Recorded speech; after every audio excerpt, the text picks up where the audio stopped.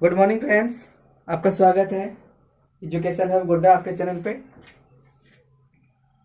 तो हम लोग कल कहाँ तक देखे थे? कल हम लोग स्पीसीज का कुछ देख रहे थे। उसमें मेयर जो परिभाषा जो दिया था स्पीसीज के लिए, उसमें दो आपत्ति था, दो ऑब्जेक्शन था, दोनों बता दिए थे। मेयर के अनुसार क्या था कि एक स्पीसीज में उपस्थित जीव स्वतंत्र रूप से एक दूसरे के साथ परस्पर प्रजनन कर संतान उत्पन्न कर सकते हैं। लेकिन क्या देखा था हमने कि कुछ प्रजाति ऐसे भी थे जो कि काफी नजदीकी मिलती थी, लेकिन जब एक स्पीसीज का अन्य स्पीसीज के साथ जब प्रजनन हो तो उसको संकरण बोलते थे हम लोग। तो ऐसा से उत्पन्न हम लोग का क्या था? हिनी था, खच्चर था और लाइगोन और टाइगर का मिला हुआ ग्रुप था उसका, याद है? अब हम लोग नेक्स्ट टॉपिक देखते हैं, principles for delimiting a species, means प्रजाति के सीमा निर्धारण के लिए सिद्धांत। मतलब एक स्पीसीज है, उसका कहां तक उसका लिमिटेशन होगा, मतलब उसका क्राइटेरिया क्या होगा वो देखेंगे। तो इसका पहला पॉइंट देखते हैं कि एक स्पीसीज के विभिन्न सदस्य चाहे रूपात्मक रूप का क्या मतलब हो गया? उसका बाहरी रूप यानी कि आकारिकी यानी कि मॉर्फोलॉजी। एक स्पीसीज के विभिन्न सदस्य चाहे रूपात्मक रूप से समान या भिन्न हो, स्वतंत्र रूप से परस्पर प्रजनन करने और उपजाऊ संतान उत्पन्न करने में सक्षम है। यह रूपात्मक रूप से समान या भिन्न, इसका क्या मतलब हो गया कि मतलब जो है कि एक जाति है, मतलब जो स्पीसीज का है उसमें सभी जो उसमें जीव का क्या होगा, सारा उसका गुण एक तरह से होगा, लक्षण एक तरह से होगा। तो रूपात्मक रूप से समान, या उसमें समान का मतलब क्या, तुमको पता है कि वो समान होगा ही, लेकिन यह भिन्न का क्या मतलब हो गया? इन स्पेशल केस क्या होता है कि कोई किसी कारणवश या तो विकलांग हो जाता है या फिर ज्यादा डेवलप नहीं कर पाता है, या उसका कुछ अंग अच्छा से डेवलप नहीं करता है, तो वैसा जीव भी अपने जाति में परस्पर प्रजनन कर उपजाऊ संतान, आपको बताया था मैंने, फर्टाइल ऑफस्प्रिंग, यानी कि ये क्या होता है? उपजाऊ किसको बोलेंगे? जो आगे चल के बच्चा पैदा कर सकता है, जनन कर सकता है, उसको मतलब उपजाऊ बोलेंगे। पहला पॉइंट क्लियर। अब दूसरा देखते हैं हम लोग, सभी सदस्य चाहे एक जनसंख्या मौजूद हो या विश्व के दूरस्थ क्षेत्रों में पाए जाने वाली विभिन्न आबादी के हो, एक समान पूर्वज से विकसित है। इसका क्या मतलब हो गया कि यदि हमारा कोई एक जनसंख्या है, जरूरी नहीं कि जो स्पीसीज इस जनसंख्या में उपस्थित है वह विश्व के कहीं और में नहीं होगा। नंबर सेकंड का यही कहना है कि जो प्रजाति भी है इस जनसंख्या मौजूद है, उसी प्रजाति की जीव यदि विश्व के किसी भी जगह पे रहे तो क्या है? वो एक ही पूर्वज से उत्पन्न हुए हैं, मीन्स उनका क्या है? पूर्वज समान है। समझ में आ गया? अब आते हैं नेक्स्ट पॉइंट, किसी एक स्पीसीज के सदस्य अन्य किसी स्पीसीज की तुलना में अधिक मिलते जुलते हैं। जाहिर सी बात है कि हमारा यदि एक घर के लोग या फिर एक परिवार के लोग ज्यादा मिलते जुलते होंगे सिवाय दूसरे परिवार से, या आप अपने क्लास का ले लीजिए, अपना क्लास में जो स्टूडेंट होगा वो क्या होगा? सभी समान, मतलब सबका जो क्लास लिखाएगा क्या समान क्लास लिखवाएगा। जैसे आप क्लास 11th के हैं तो सारे बच्चे आपके क्लास में क्या होंगे? क्लास 11th के ही होंगे, ना कि 12th के होंगे। तो क्या होगा कि अपने सदस्य से ज्यादा मिलेगा जुलेगा सिवाय दूसरे किसी अन्य स्पीसीज से। तो यह पॉइंट क्लियर है यहाँ पे। अब आते हैं नंबर 4, शारीरिकी और आकारिकी समानताएं व्यापक होती है। मीन्स क्या हो गया? एनाटॉमी और मॉर्फोलॉजिकली जो सिमिलरिटीज होती है वो क्या होती है?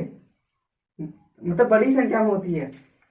मतलब स्पीसीज एक ही स्पीसीज का है, एक ही स्पीसीज की बात कर रहे हैं हम लोग, एक ही जब स्पीसीज एक है तो उसका क्या होगा? एनाटॉमी स्ट्रक्चर और मॉर्फोलॉजिकल स्ट्रक्चर क्या होगा? दोनों समान होगा। क्लियर है?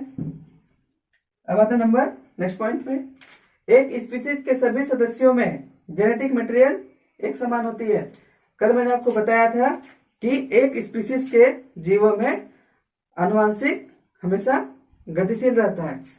तो उसमें भी क्या होगा, जब एक ही स्पीसीज में आनुवांशिक लक्षण जो गतिशील हो रहे हैं तो उनका जेनेटिक मटेरियल एक से दूसरे में जब ट्रांसफर हो रहा है, जब एक दूसरे से ही जा रहा है आगे, तो क्या होगा, जेनेटिक मटेरियल बदलेगा क्या?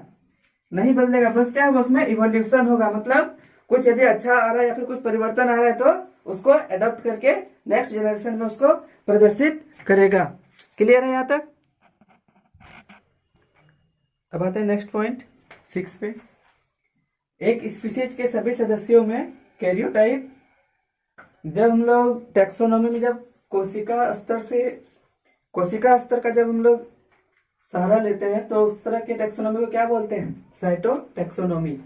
तो हम लोग देखते हैं कि एक स्पीसीज में सभी सदस्य, मतलब एक स्पीसीज के सभी सदस्यों में कैरियोटाइप समान होते हैं।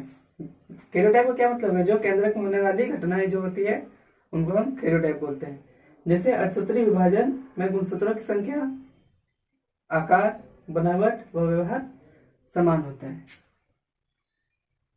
जब हम लोग कोशिका वाला चैप्टर पढ़ेंगे, कोशिका विभाजन जब देखेंगे, वहां पे यह चीज क्लियर हो जाएगा कि गुणसूत्र कैसे विभाजित होता है, उनका पैटर्न क्या होता है, उनका बनावट क्या होता है, और उनका आकार कैसे होता है। ये सब हम लोग आने वाले चैप्टर में पढ़ेंगे। तो अब पॉइंट 7, आणविक स्तर पर प्रोटीन्स एंजाइम, मतलब जब अणुओं, जब मोलिक्यूल लेवल तक हम चल जाएंगे, अणु के स्तर तक, तब उसको हम लोग आणविक स्तर बोलेंगे। जैसे कि प्रोटीन्स को वहां देखेंगे हम लोग, एंजाइम्स देखेंगे, हार्मोन्स देखेंगे तथा अन्य जैव रसायन जैसे कि और कुछ है केमिकल, तो उसको देखेंगे। तो क्या बोलता है कि जब एक स्पीसीज का जब हम बात करेंगे तो ये क्या होते हैं, आणविक स्तर पर, मतलब ये आणविक स्तर पर क्या होता है, समानता इनमें पाई जाती है। तो आणविक स्तर जैव रसायन में क्या हो गया, प्रोटीन्स, एंजाइम्स, हार्मोन्स तथा अन्य जैव रसायन आ जाएंगे। जब केमिकल प्रॉपर्टीज का सहारा लिया जाएगा टैक्सोनॉमी में तो उसको कीमो टैक्सोनॉमी बोलेंगे। ठीक है। आणविक स्तर का मतलब यही होगा कि जब हम लोग अणु के लेवल का, अणु के स्तर की बात करेंगे, अणु के स्तर का, या फिर मॉलिक्यूलर लेवल पे, मॉलिक्यूलर लेवल पे बात करेंगे तो इसको हम लोग आणविक स्तर पे बोलेंगे। ठीक है।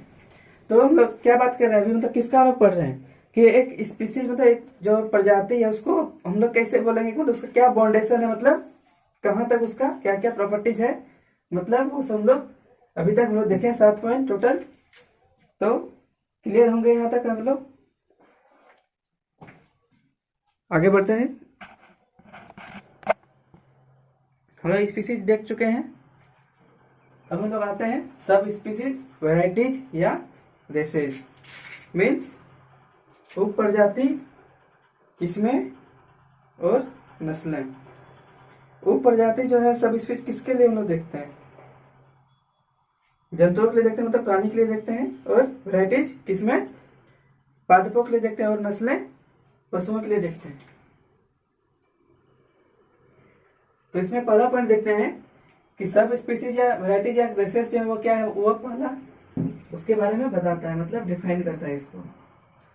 ये वे श्रेणियां हैं जो स्पीसीज को निम्नतम स्तर पर व्याख्या करती है तथा समानताओं और अंतर के आधार पर श्रेणियां बताई जाती है। मीन्स क्या हो गया कि हम लोग को पता है कि स्पीसीज क्या है, टैक्सोनॉमिक कैटेगरी का सबसे निचला स्तर है।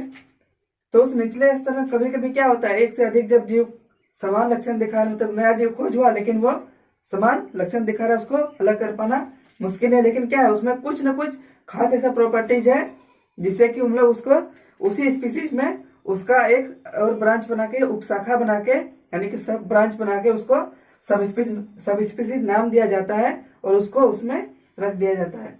इससे क्या होता है कि उस जो नया जीव है उसको एक परफेक्ट जगह मिल जाता है ताकि उसका व्याख्या जो है सही ढंग से हो सके। तो यहाँ पे कुछ नहीं, बस यही बोला गया है कि जो स्पीसीज है उसको अच्छा और सटीक से उसको निम्नतम स्तर पर, मतलब और अच्छा से व्याख्या करता है। किसके आधार पर, समानताओं और अंतर के आधार पर। मतलब समानता तो एक स्पीसीज में क्या होगा, समानता भी होगा, लेकिन उसमें कुछ ना कुछ ऐसा खास गुण होगा जिससे कि क्या होगा, थोड़ा बहुत अंतर भी होगा। तब इसे क्या डिफाइन होगा कि उसका सब स्पीसीज क्या रहेगा, वो डिफाइन हो जाएगा। हम लोग कल पढ़े थे कि हम लोग इसको और सटीकता से मतलब वर्गीकृत करें कि हम लोग सब स्पीसीज या वैरायटी या रेसेस यानी कि उपप्रजाति किस्में या नस्लें का सहारा लेते हैं। अब आते हैं हम लोग सब स्पीसीज, वैरायटी या रेसेस क्या है वो बता दिया मैंने आपको। अब आते हैं पहला टॉपिक इसमें सब स्पीसीज या वैरायटी कि ये क्या है। आपको सभी को पता है कि ये सब क्या है, स्पीसीज को ही और अच्छे से डिफाइन करता है निचले स्तर बेसिक लेवल पे। तो सब स्पीसीज जो यूज होता है इसका यूज कौन करता है, जूलॉजिस्ट करता है, जबकि वैरायटी शब्द का यूज कौन करता है, बॉटनिस्ट करता है। जूलॉजिस्ट मीन्स जो स्टडी ऑफ जूलॉजी करे, मतलब जूलॉजी का जो अध्ययन करे। मीन्स जूलॉजी में क्या होता है, प्राणी विज्ञान होता है जिसमें प्राणी का अध्ययन किया जाता है, प्राणी विज्ञान। अब बॉटनिस्ट में क्या होगा, बॉटनी का स्टडी करेगा। इसमें किसका स्टडी करता है, प्लांट्स के बारे में होता है, इसको वनस्पति शास्त्र भी बोलते हैं। तो क्लियर है। तो सब स्पीसीज कहाँ यूज करता है, कौन करता है, जूलॉजिस्ट करता है इसका यूज, और वैरायटी का यूज बॉटनिस्ट करता है। पॉइंट तो क्लियर। अब देखते हैं सब स्पीसीज या वैरायटी स्पीसीज का एक विशिष्ट प्रजनन उपसमूह है। मैंने आपको बार बार यही चीज बता रहा हूं कि सब स्पीसीज जो है स्पीसीज का ही एक उपसमूह यानी कि उप शाखा या फिर सब ब्रांच है, जो कि एक या एक से अधिक आबादी होता है एक ही स्पीसीज के अंदर। मैंने आपको बताया था कि जब दोनों जीव एक ही स्पीसीज के अंदर आ जाए तो हम लोग क्या करना, उसमें भी कुछ छांट के अंतर देख के हमको कुछ न कुछ छांट के उसको और अधिक ब्रांच में उसको बांटना पड़ता है। तो जिसमें कुछ विशिष्ट विशेषताएं होती है, यही मैं बोल रहा हूँ कि स्पेशल कुछ गुण होगा। मतलब क्या हो गया कि सब स्पीसीज या वैरायटी या जो है उसमें स्पीसीज का एक विशिष्ट प्रजनन उपसमूह है जिसमें एक या एक से अधिक आबादी होती है। मतलब एक से अधिक उसमें, जैसे स्पीसीज की एक है, ठीक है, इसमें रहने वाले जीव आ गए 2। अब जब 2 स्पीसीज को मैंने देखा लेकिन एक को देखा कैसे दिख रहा है, दूसरा ऐसे दिख रहा है, मतलब समानता तो उसमें दिख रही है लेकिन साथ ही साथ अंतर भी दिख रहा है। तो हम क्या करेंगे, उसको और अच्छे से बांटेंगे, उसको डिफाइन कर देते हैं सब ग्रुप्स में। सब ग्रुप्स, सब ग्रुप किसका, सब स्पीसीज। क्लियर। जो उन्हें अपने स्पीसीज के अन्य सदस्यों से अलग करती है। मैंने आपको बताया जब एक स्पीसीज में होगा क्या होगा, उनमें समानताएं होगी लेकिन उनमें क्या होगा, कुछ ना कुछ अपना स्पेशल प्रॉपर्टी यानी कि कुछ अच्छा सा गुण होगा, महत्वपूर्ण गुण होगा जिससे कि उनको विभेदित कर दिया जाएगा और उनको सटीक स्थान पे वर्गीकरण समूह में रख दिया जाएगा। क्लियर है। हम लोग सब स्पीसीज या वैरायटी देख रहे हैं, तो इसका एग्जांपल देखते हैं। पहला है पत्ता गोभी का उदाहरण है ब्रेसिका ओलेरेसिया। ये VAR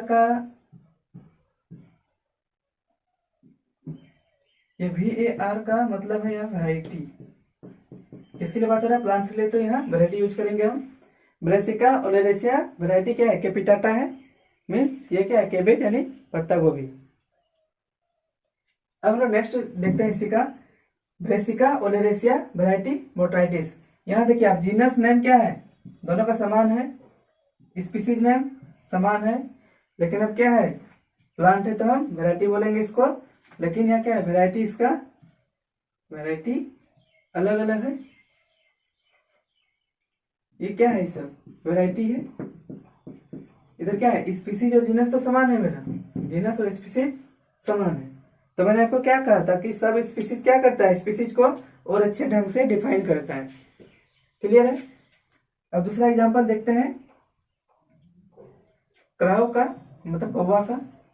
तो जो इंडियन कौवा जो होता है, मतलब जो भारतीय कौवा होता है, उसका साइंटिफिक नेम होता है कोर्वस स्प्लेंडेंस स्प्लेंडेंस।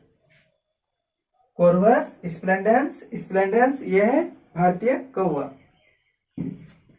अब देखते हैं कोर्वस स्प्लेंडेंस इंसोलेंस, यह है बर्मीज कौवा का, मतलब बर्मा का जो कौवा है उसको, उसका नाम कोर्वस स्प्लेंडेंस इंसोलेंस लिखते हैं। जबकि श्रीलंकन कौवा को क्या बोलते हैं, कोर्वस स्प्लेंडेंस प्रोटिगेटस।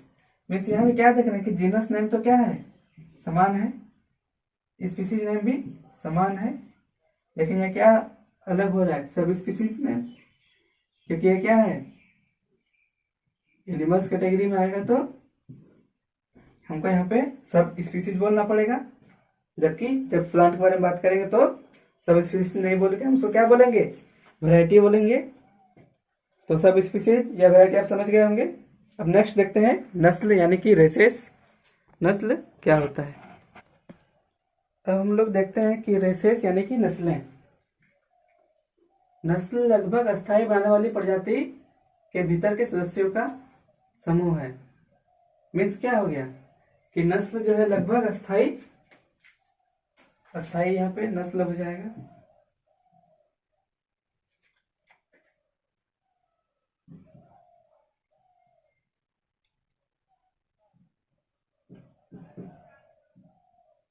नस्ल लगभग अस्थायी नस्ल बनाने वाली प्रजाति के भीतर के सदस्यों का समूह है। आइए इसको समझते हैं। मान लिया हम लोग को पता है कि सब स्पीसीज होता है, ठीक है।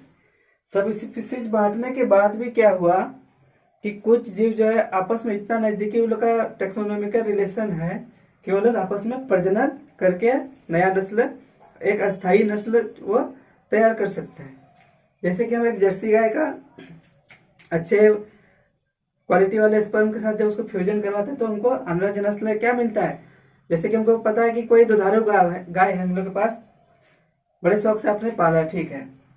तो आप क्या चाहेंगे कि उस गाय का कोई गांव के बैल के साथ इंटरब्रीडिंग करवा के एक जनरल से बच्चा लेना चाहेंगे, या फिर आप कोई स्टैंडर्ड कैटेगरी जो स्टैंडर्ड मेंटेन किया हुआ जो एक अच्छा सा सांड का स्पर्म है उसके साथ आप उसको इंटरब्रीडिंग करवाना चाहेंगे। जाहिर सी बात है कि आप हमेशा अपना फायदा ही चाहेंगे, तो आप उसको एक अच्छा बेटर स्पर्म क्वालिटी वाला सांड के साथ ही उसको इंटरब्रीडिंग करवाएंगे अच्छे रिजल्ट्स के लिए। तो वही वो इसमें बोल रहा है कि नस्ल लगभग अस्थायी नस्ल बनाने वाली प्रजाति के भीतर के सदस्यों का समूह है। मतलब सब स्पीसीज के अंदर भी उसके अंदर जो जीव है वो नजदीकी मामला होने के कारण वहां पे ये आपस में इंटरब्रीडिंग करते हैं और अस्थायी नस्ल ये बनाते हैं। क्लियर है। कुछ लेखक जो है नस्ल को सब स्पीसीज का पर्यायवाची मानते हैं। कुछ लेखक का यह मानना है कि सब स्पीसीज क्या है, मतलब नस्ल क्या है, एक तरह का सब स्पीसीज ही है। लेकिन जबकि अन्य क्या नस्ल को सब स्पीसीज के अधीनस्थ मानते हैं। मीन्स क्या हो गया, कुछ लेखक का यह मानना है कि हमारा जो सब स्पीसीज मतलब नस्ल जो है वो क्या है, एक तरह का सब स्पीसीज ही है। लेकिन कुछ का क्या मानना है कि वो एक सब स्पीसीज नहीं होके सब स्पीसीज के अंडर में आने वाला कोई कैटेगरी है। क्लियर है। एग्जाम्पल देख लेते हैं। मानव की मुख्यतः कितनी है, 7 नस्लें हैं, मतलब 7 तरह की नस्लें हैं। हम लोग देखे हैं ना, अभी इंडियन लोग आप देख लीजिए, आप अपने एरिया के देख लीजिए या फिर आप साउथ के देखिए कितना डिफरेंस है। फिर आप कोई फॉरेन कंट्री का देख लीजिए, कोई अफ्रीकन कंट्री का देख लीजिए, उसमें बहुत सारा आपको डिफरेंस देखने के लिए मिल जाता है। क्यों, क्योंकि ये नस्लें क्या है, अलग तरह की है, इसलिए हम लोग का रंग रूप सब अलग अलग है। तो मानव की मुख्य कितनी है, 7 नस्लें हैं। नस्लें क्या आपस में प्रजनन कर सकती है। ऐसा नहीं है कि इंडिया का आदमी और इंग्लैंड की औरत के साथ इंटरब्रीडिंग नहीं हो सकता, ऐसा नहीं है। क्योंकि दोनों मानव एक ही नस्ल का है, मतलब नस्ल अलग है लेकिन वो क्या एक ही प्रजाति का, एक ही स्पीसीज का है, तो क्या आपस में प्रजनन कर सकते हैं। तो मानव की मुख्य 7 नस्लें हैं, वो हम देखते हैं। पहला है नेग्रोइड। इसका हिंदी भी आप जब आप लिखना चाहिएगा तो नेग्रोइड का नेग्रोइड ही लिखा जाएगा। तो इतना इंपॉर्टेंस नहीं है कि हिंदी इंग्लिश दोनों लिखना है। देखिए आपका यदि इंग्लिश कमजोर है तो आप उसको तोड़ तोड़ के पढ़ना सीखिए। छोटे छोटे नेग्रोइड मतलब नेग्रोइड, नेग्रोइड ऐसा बोलना शुरू कीजिए, कोशिश कीजिए, धीरे धीरे अपने आप इंग्लिश बूस्ट कर जाएगा और आपका इंग्लिश अच्छा हो जाएगा। अब दूसरा देखते हैं कॉकसॉइड। पहला नेग्रोइड, दूसरा कॉकसॉइड, तीसरा मंगलोइड, चौथा अस्ट्रोलॉइड, पांचवा पॉलिनेशियन, छठा रेड इंडियन और सातवां बुशमैन। ये 7 नस्ल हो गया मानव स्पीसीज का। तो नस्लें आपका क्लियर होगा, नस्ल के व्यू में आपका जो होगा सोच वो क्लियर होगा। तो हम इसमें आगे कंटिन्यू कर रहे हैं। तो हम लोग एक पॉइंट इसमें लिख लेंगे कि जब सब स्पीसीज वैरायटी या नस्ल का जब बात किया जाए तो हम लोग इस पॉइंट को एक नोट कर लीजिए, इसको नोट डाउन कर लीजिए, ये इंपॉर्टेंट है। बोल रहा है यहाँ पे कि अतः, मतलब इतना कुछ जानने के बाद हम लोग यहाँ पे एक पॉइंट कंक्लूजन मतलब निष्कर्ष पे पहुंचे कि अतः भौगोलिक या स्थानिक बाधाओं को छोड़कर एक स्पीसीज की सब स्पीसीज या वैरायटी तथा नस्लें परस्पर प्रजनन कर सकती हैं। मीन्स क्या हो गया कि ये एक ही स्पीसीज का जो जंतु है, चाहे उसका सब स्पीसीज अलग हो या नस्ल अलग हो, तो क्या आपस में वो प्रजनन कर सकती है, यानी कि रिप्रोडक्शन उसमें होगा। ठीक है। और क्या उपजाऊ संतान आपको याद है, fertile of spring, fertile of spring उपजाऊ संतान, इसका क्या मतलब था कि हु कैन मतलब जो जनन कर सके, मीन्स जो जनन कर उपजाऊ संतान दे सके।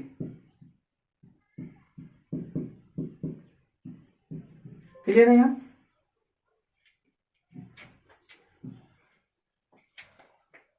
जिसको समझ में नहीं आया कमेंट बॉक्स पे कमेंट करें या मेरे व्हाट्सएप नंबर पे व्हाट्सएप करें। हमने भी देखा टेक्सोनॉमिकल कैटेगरीज में स्पीसीज को देखा, स्पीसीज के बारे में क्या क्राइटेरिया होना चाहिए वो देखा, उसका कहाँ तक लिमिटेशन है मैंने वो देखा। उसके बाद सब स्पीसीज, वैरायटी या फिर रेसेस यानी कि नस्लों को देखा। अब देखते हैं अगले कैटेगरी जीनस को। जीनस का प्लूरल जो मतलब बहुवचन जो है जेनेरा होता है। जहां भी PL करके डॉट दिया होगा मतलब वो क्या है, प्लूरल, उसका मीनिंग। तो जीनस का प्लूरल हो जाएगा जेनेरा। जीनस क्या है, यह स्पीसीज के ऊपर की पहली उच्च श्रेणी है। कितनी श्रेणी है टोटल 7 श्रेणी है। तो उसमें से स्पीसीज के ठीक उसके ऊपर जो उससे ऊंची श्रेणी है वो क्या है, हमारा जीनस है। मतलब यह स्पीसीज के ऊपर की पहली उच्च श्रेणी है।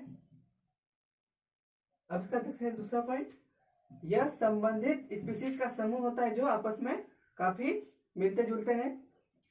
हम लोग को पता है सबसे छोटे इकाई क्या है, वर्गीकी की स्पीसीज है। स्पीसीज में कैसे जीव रहेंगे, जो कि आपस में मिलते जुलते रहेंगे। तो जाहिर सी बात है इसमें देखिए आपका ये 2-3 लाइन काफी इंपॉर्टेंट होने वाला है। जैसे जीनस से छोटा क्या है, स्पीसीज है, तो किसका समूह हो जाएगा, स्पीसीज का समूह हो जाएगा। जीनस में कौन उपस्थित है, स्पीसीज है, तो उसका स्पीसीज क्या होगा, एक दूसरे से मिलता जुलता होगा। और उन लोग बीच में आपस में क्या होगा, संबंध भी मिलेगा, उसको सहसंबंध लक्षण बोलते हैं। तो दूसरा पॉइंट हम लोग देख लेते हैं कि यह संबंधित स्पीसीज का एक समूह होता है जो आपस में काफी मिलते जुलते हैं। क्लियर है? स्पीसीज के मिलते जुलते लक्षणों को सहसंबद्ध लक्षण कहा जाता है, मीन्स कोरिलेटेड कैरेक्टरिस्टिक्स कहा जाता है, मतलब एक दूसरे से मिलते हुए लक्षण कहे जाते हैं। अब तीसरा पॉइंट, ऐसा माना जाता है कि एक जीनस में उपस्थित सभी स्पीसीज समान पूर्वज से विकसित हुए हैं। मतलब एक जीनस में उपस्थित जितना भी स्पीसीज होगा वो क्या है, उसका पूर्वज जो है क्या होगा, समान होगा।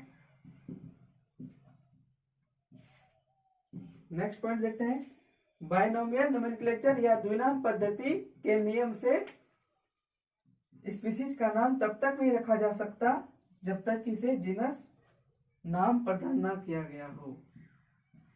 मतलब इसका जीनस जब तक डिसाइड नहीं होगा, किसी जीव का जब तक जीनस डिसाइड नहीं होगा, मीन्स जीनस नहीं मिला उसको, तो क्या उसको जब जीनस का मतलब जब जीनस की कंप्लीट उसको नहीं मिला तो उसको स्पीसीज मिलेगा क्या, नहीं ना मिलेगा। उसी तरह बात है, जब कोई स्कूल में एडमिशन ही नहीं मिला तब कौन से क्लास में एडमिशन करा उसका कोई तो मतलब नहीं रह जाता है। इसीलिए जब तक उसको जीनस नाम नहीं मिलेगा तब तक उसको स्पीसीज नाम नहीं मिलेगा। क्लियर है?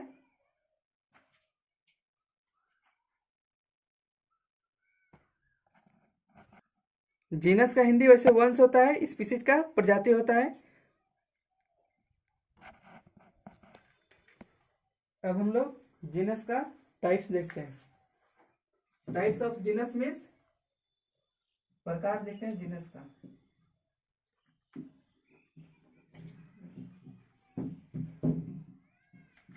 जीनस का प्रकार, तो ये दो तरह के होते हैं, मतलब 2 टाइप्स के होते हैं। क्या क्या? मोनोटाइपिक जीनस और पॉलीटाइपिक जीनस।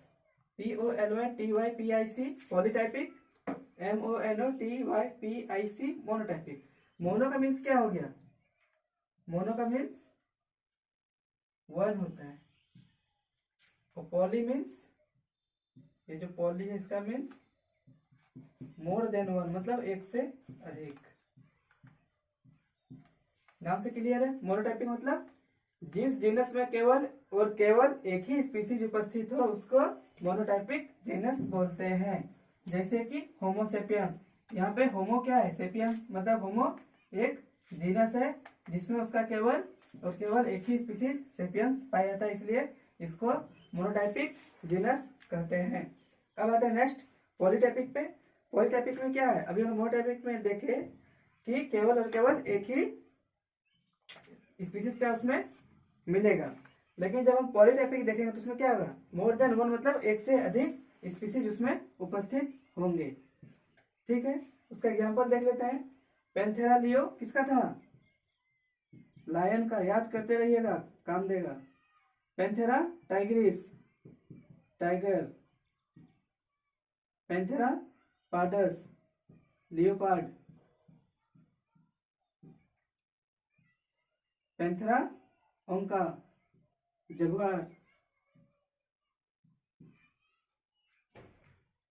हमने देखा कि यहाँ पे शेर है, बाघ है, तेंदुआ है और चीता, ये चारों के साइंटिफिक नेम है। तो यहाँ पे क्या देख रहे हैं कि इनका एक से, पैंथेरा क्या है? पैंथेरा जीनस तो सेम है, लेकिन जो ये स्पीसीज नेम है ये क्या है? अलग अलग है, मतलब एक जीनस में एक से अधिक जीनस उपस्थित है, इसलिए इसको पॉलीटाइपिक जीनस कहा जाता है।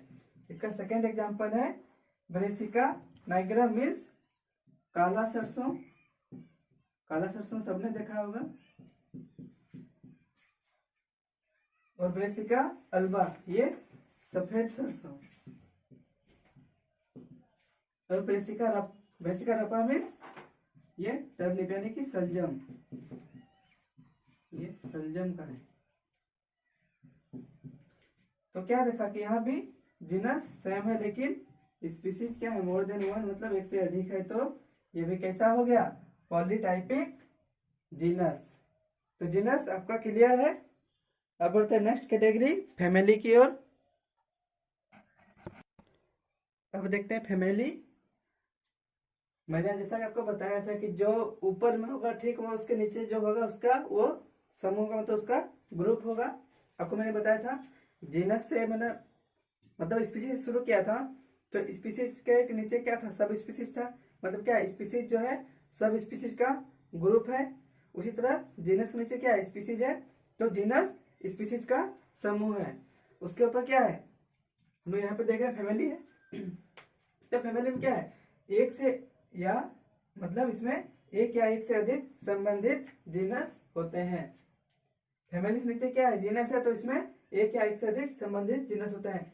ये आपको याद रखना है। दूसरा लाइन भी याद रखना है आपको कि एक फैमिली में मौजूद सभी जीनस में आपस में कुछ अंतर के साथ समानताएं होती हैं। आप इनका कंपैरिजन करके आप नेक्स्ट का आप ऐसे करके नोट्स आप बना सकते हैं। बस आप किसी एक का याद करना है और उसी फॉर्मेट पे आपको लिखना है। फैमिली क्लियर है कि इसमें एक या एक से अधिक संबंधित जीनस उपस्थित होते हैं। और दूसरा पॉइंट, एक फैमिली में उपस्थित मौजूद सभी जीनस आपस में कैसे होते हैं? कुछ अंतर के साथ इनमें कुछ समानताएं भी होती है। जैसे मान लिया हम लोग ब्रेसिकासी, जो ब्रेसिकासी फैमिली है, ये सब फैमिली है ये। इसमें जो ये जेनेरा है, जेनेरा किसको बोले थे? ग्रुप, मतलब प्लूरल था जीनस का। मतलब ये सारे क्या है? अकेले बोलेगा तो जीनस है, और जब ग्रुप में बोलेगा तो जेनेरा है। तो ये सब क्या है? ब्रेसिका, रेफेनस, आइबेरिस, सिनेवेरिया, ब्रेसिकेसी फैमिली में आते हैं। तो इनमें क्या है? एक फैमिली में उपस्थित जीनस की आपस में क्या समानताएं ज्यादा होगी, तुलना किसका? तुलना में दूसरे फैमिली के जेनेरा की तुलना में। हम लोग यहाँ किसका तुलना किए? ब्रेसिकासी, ब्रेसिकासी और पापा वेरासी पेपावर जो देखते हैं पॉपी और आर्जिमोन वाइल्ड पॉपी, ये सब एक आपने देखा होगा। ये जो पेपावर है, जब खेतों में आप जाइएगा तो एक छोटा सा दानेदार संरचना और साइड साइड में हल्का उभा टाइप से रहता है, जिसको चबाने पे जो काली मिर्च होती है उसके तरह का फ्लेवर इसमें आता है, वो खेतों में पाया जाता है।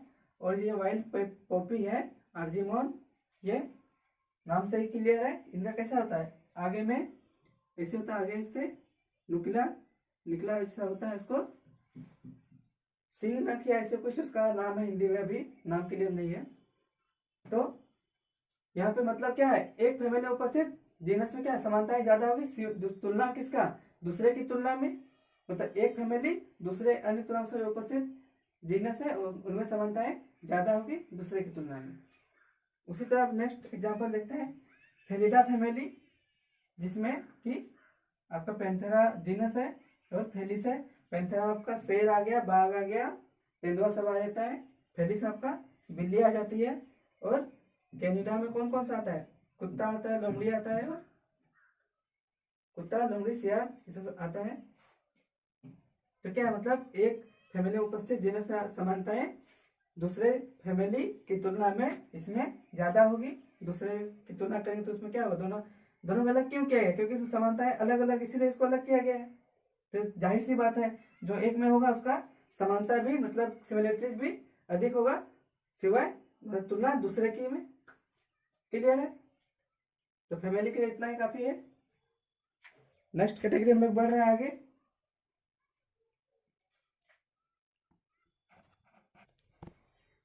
फैमिली क्लियर है, अब बढ़ते हैं नेक्स्ट कैटेगरी ऑर्डर की ओर।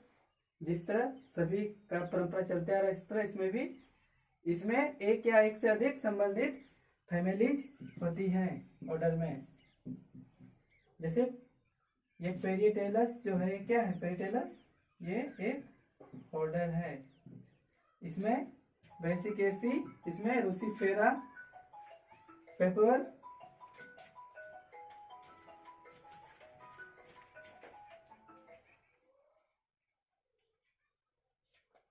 पेरिटेलस क्या है, ऑर्डर है। इसमें ब्रेसिकेसी, क्रूसीफेरा जिसका की उपनाम है, और पेपरवेर एसी और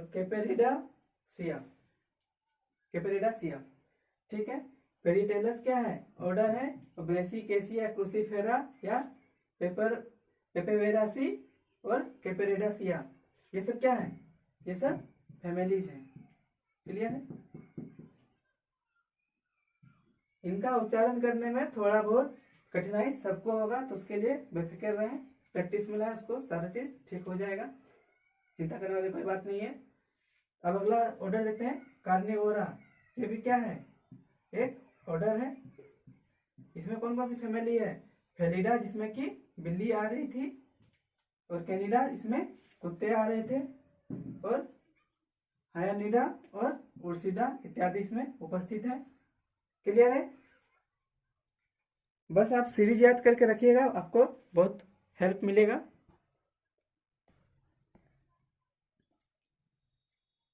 स्पीसीज, जीनस, फैमिली, ऑर्डर। अब आते हैं क्लास पे। ये क्रम आपको याद रखना है, मन मन दोहराते रहना है। देखिए क्लास जो कैटेगरी है, आपको मैं बार बार बोल रहा हूँ कि इससे नीचे जो होगा, मैंने आपको क्या बोला है कि इसका पैरामीटर्स जो है उसका एक फॉर्मेट में मैंने लिखवाते हुए आया हूँ, अभी तक आपने नोटिस किया होगा। तो उसमें उसके नीचे से क्या है, उसमें जो से नीचे रहेगा उसका एक एक से अधिक संबंधित जो नीचे है उसका यहाँ पे लिखा हुआ रहेगा। तो क्लास में देखते हैं कि इसमें एक या एक से अधिक संबंधित ऑर्डर होते हैं। तो हम लोग क्या देखते हैं कि कोई भी जो उच्च श्रेणी, उसमें जो उसका निम्न श्रेणी है उससे नीचे वाला, वो हमेशा एक या एक से अधिक आपस में कैसा संबंधित होता है, मतलब रिलेटेड होता है, ना कि अलग अलग। अब हम लोग यहाँ देखते हैं डायकोटिलेडनी, ये क्या है, क्लास है। क्लास डायकोटिलेडनी मतलब किसका क्लास है, ये प्लांट का है। और ये क्लास है एनिमल का। क्लास डायकोटिलेडनी, जो क्लास डायकोटिलिडन किसका है, प्लांट का है। इसमें जो हम लोग देखेंगे रेनल्स, पेरिटेलस और जेरेनियलिस और रोजेस, ये क्या है? ये सारे आपको अभी मैंने बताया क्या है, ये ऑर्डर्स है। मतलब एक से अधिक ऑर्डर एक क्लास में उपस्थित होंगे और जिस क्लास में उपस्थित होंगे उनमें आपस में क्या होगा, समानताएं क्या होगी इनमें, जिसमें एक में रहेगी तो उसकी समानताएं क्या होगी, आपस में ज्यादा होगी। अब ठीक है, तो हम लोग एक एग्जाम्पल ये प्लांट का, एक उसी तरह हम लोग एनिमल्स में लेते हैं। जो हम लोग का मेमिलिया क्लास है, इसमें कायरोप्टेरा जो चमगादड़, मार्सोपियस, कंगारू, रोडेंटा यानी रोडेंट्स यानी जो कायरोप्टेरा चमगादड़, मार्सोपियल्स कंगारू, रोडेंटा रोडेंट्स, रोडेंट्स का मतलब क्या है, कुतरने वाले जीव जैसे चूहा वगैरह हो गए, और सिटेसी यानी कि वेल्स, कार्निवोरा कार्निवोरस जो मांसाहारी हैं, प्राइमेट्स इसमें हम लोग आते हैं ग्रेट एप्स मतलब बड़े विशालकाय, लंगूर बोले या फिर चिंपांजी, गोरिल्ला वगैरह ये सब हो गया, और हम लोग आते हैं प्राइमेट्स में। तो क्लास आपका क्लियर है?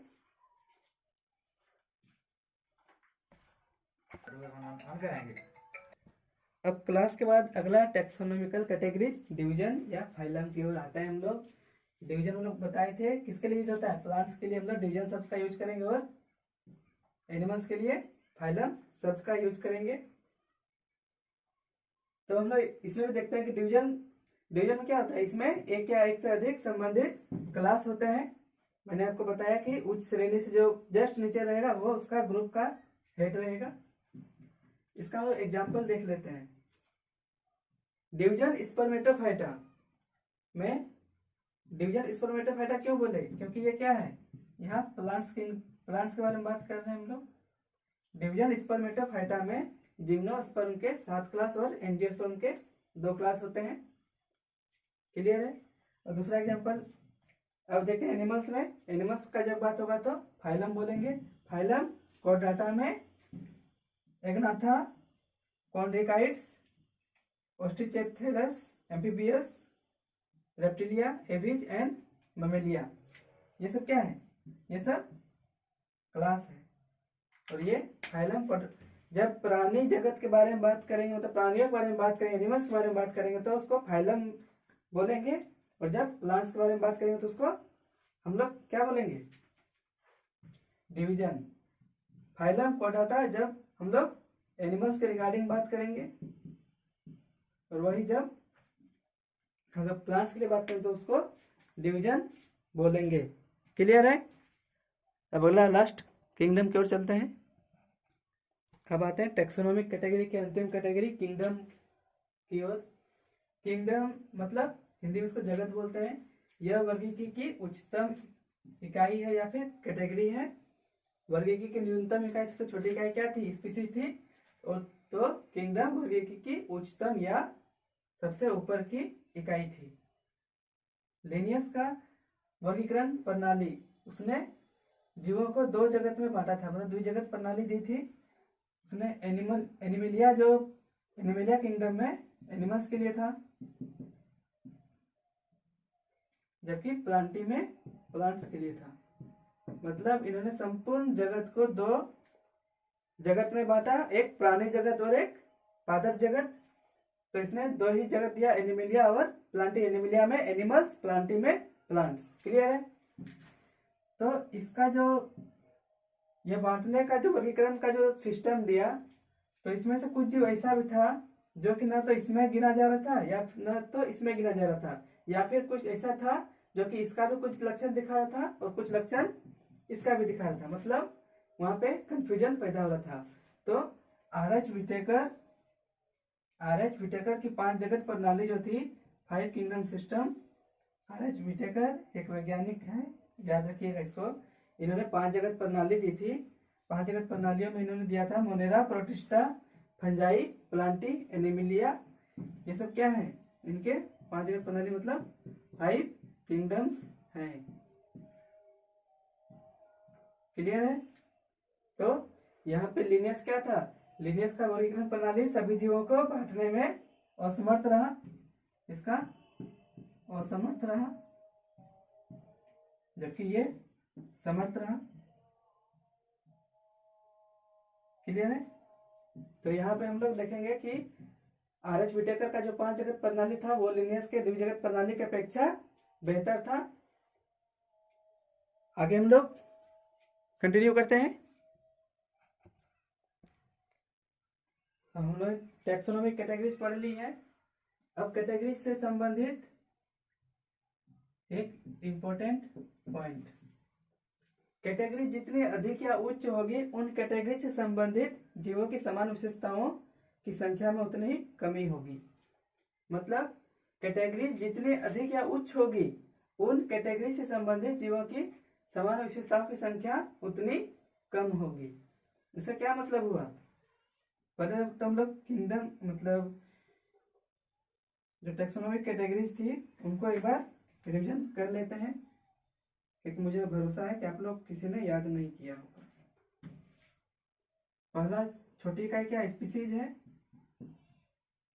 स्पीसीज के बाद genus, family, order, class, division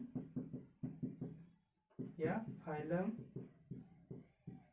फिर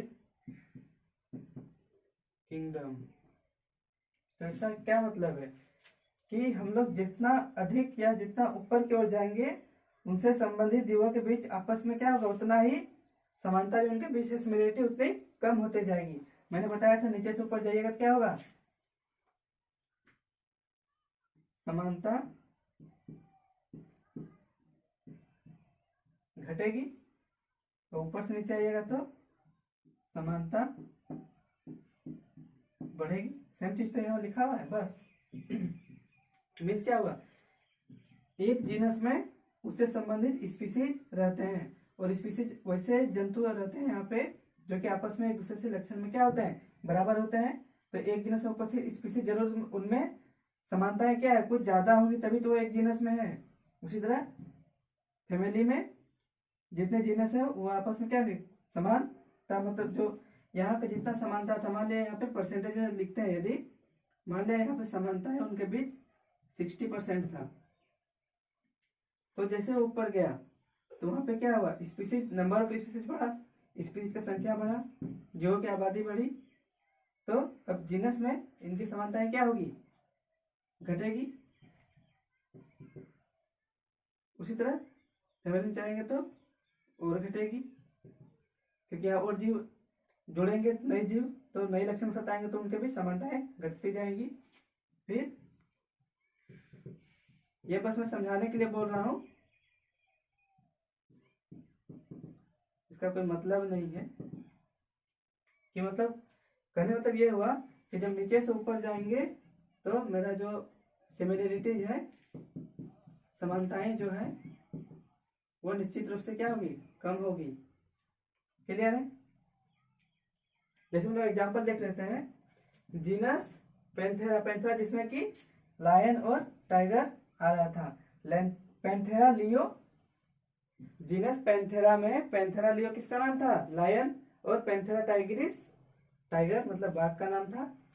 तो बोलता है जीनस पैंथेरा में, तो जीनस पैंथेरा के जीव जो है किसके तुलना में, चमगादड़, हाथी, गोरिल्ला तथा मानव से काफी अलग होते हैं, जबकि ये सभी क्लास, इन लोगों का क्या है, क्लास एक है लेकिन जीनस अलग है।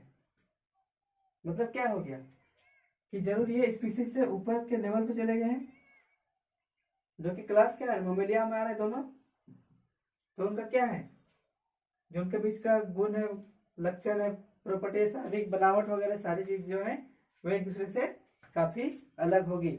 मतलब जितना हम ऊपर जाएंगे उतनी समानताएं कम होती जाएगी। क्लियर है?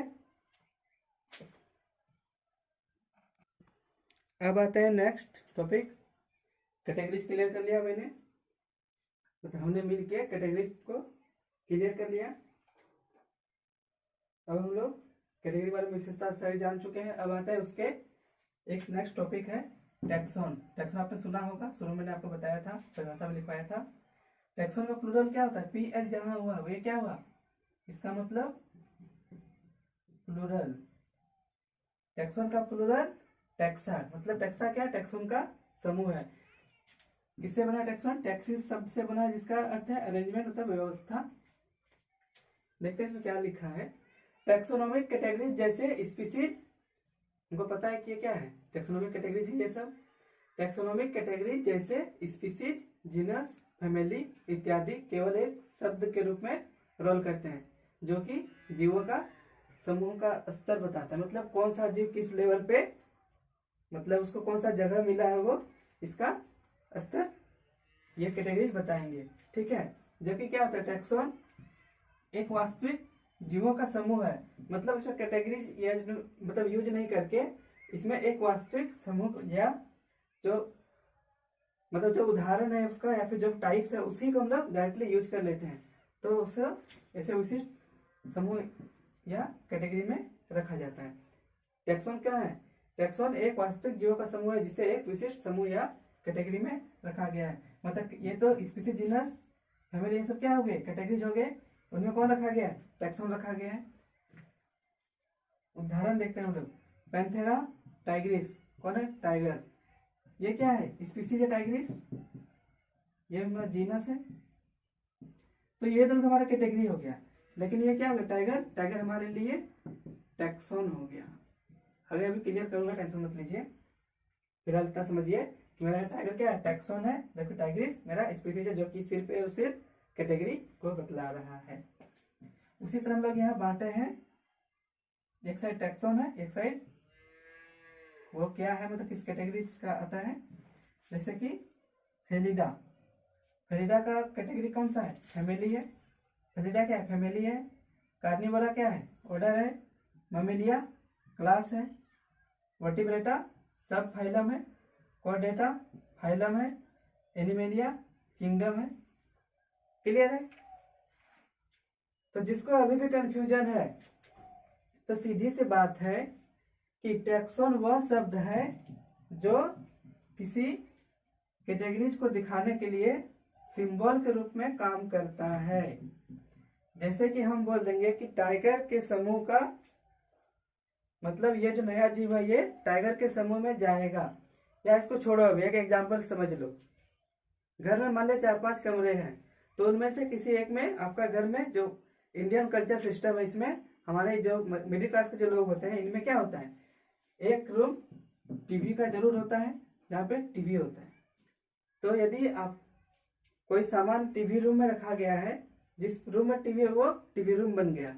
तो यदि कोई सामान टीवी रूम में रखा गया है और मान लिया रूम का वहाँ पे नामकरण भी है, लेकिन आपको जो वहाँ पे टीवी रूम का जो नाम था, मान लिया कुछ भी नाम था, मतलब कोई भवन था या फिर कुछ भी था, तो हमको पता है कि उस रूम में क्या है? टीवी है।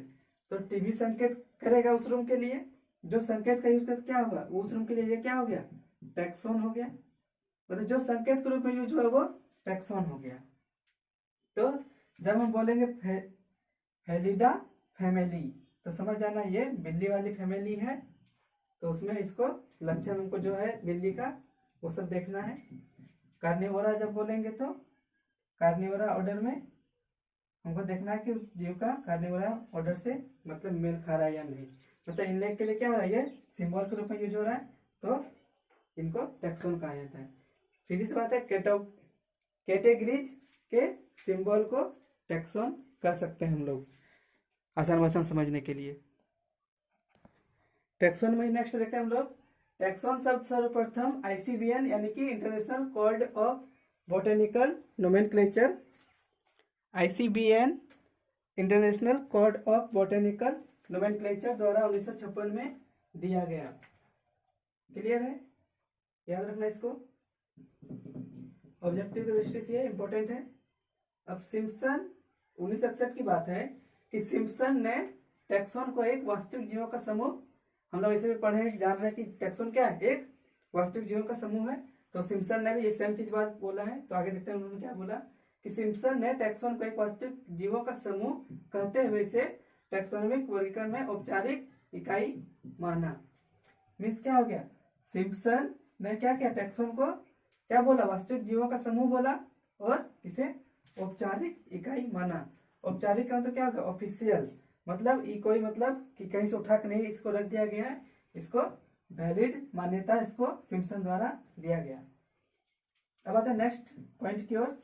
मेयर ने कब 1964 में, सिम्पसन ने कब दिया था 1961, मेयर ने 1964 में बताया था कि टैक्सोन को किसी श्रेणी का टैक्सोनॉमिक कैटेगरीज में एक निश्चित कैटेगरी में समायोजित होने के लिए पर्याप्त बताया। मतलब मेयर क्या बताया कि टैक्सोन जो है टैक्सोनॉमिक कैटेगरीज में किसी निश्चित कैटेगरी में समायोजित होने के लिए क्या बोला, पर्याप्त है।